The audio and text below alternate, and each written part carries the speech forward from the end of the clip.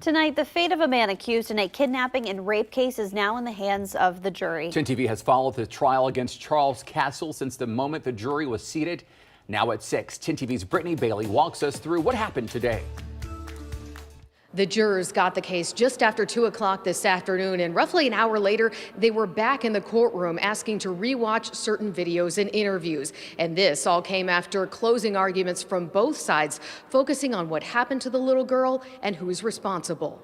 This girl is a survivor. The time, again, the case is racing against time. Our race to try to find her race to stay alive.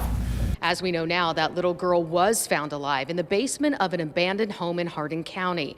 Healthcare workers have testified that she had been strangled and now suffers from lingering brain damage and mobility issues.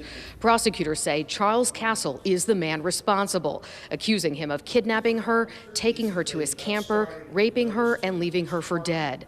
But there are disputes about what the DNA evidence actually proves, and there have been inconsistencies in the girl's story, including when she used the name Charlie when she was first found. And if the argument's going to be made that she used the word Charlie with Willoughby and Dick, I submit that happened too, because I believe the girl's in shock. And I have no idea what goes through somebody's mind who's just been through that holy terror, what's in her mind of a 7-year-old. And that may not seem important because it's a detail, but it's incredibly important because it shows that she's mixed up about certain things. And if she's mixed up about those things, isn't it possible that she's also mixed up about who actually did this to her? I ask you to find him guilty of all these counts, and just remember, a lot of what this girl went through, this courageous girl, is when she basically recalls this, she even still sticks to her story, and her story doesn't deviate from any of the facts and the corroborating evidence.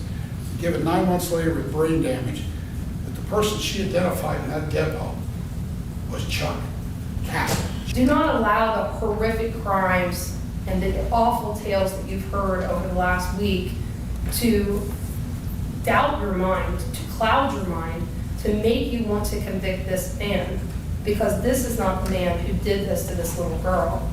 The real perpetrator of this case has not been found.